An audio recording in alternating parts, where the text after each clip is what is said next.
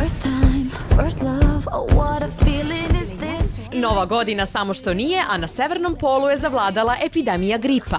Da li će Deda Mraz i njegova kompanija ozdraviti na vreme? Mi smo otišli u bioskop da to proverimo. Došao je Nikola Kojo i njega zanima jer i on čeka poklone.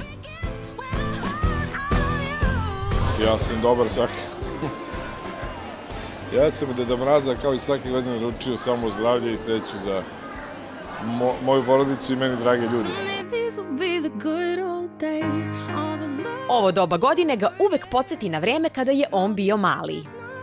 Pa ja i dalje najviše cenim od svih praznika Novu godinu, pošto su 29. ukinuli.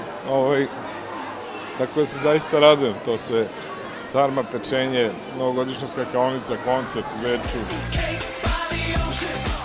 Jelena Tomašević je okitila jelku, još samo da napravi kolače i kupi poklon za ćerku Ninu. Ona kaže da je to poželela u sebi, pa će vidjeti da li je Deda Mraz pogodio. Ona je sada predškolac, oni sad već imaju svoje neke fazone i neće da nam kaže još uvek. Deda Mraza nestrpljivo čekaju i u domu Sergeja Ćetkovića. Pišu se pisma Deda Mrazu, ja onako pomalo zavirim da vidim o čemu se tu radi i spremam se. Inspektor Blaža ima samo jednu želju.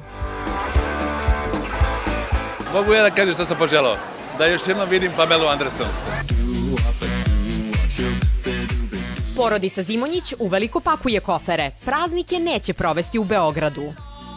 Ove godine to ćemo uraditi u Dohi na turniru koji počinje 1. januara, tako da neće biti neko veliko slavlje, ali ćemo ga sigurno obeležiti. Kada su pored vas oni koji vas vole, Nova godina je lepa gde god da se nalazite. Tada i Deda Mraz stiže na vreme.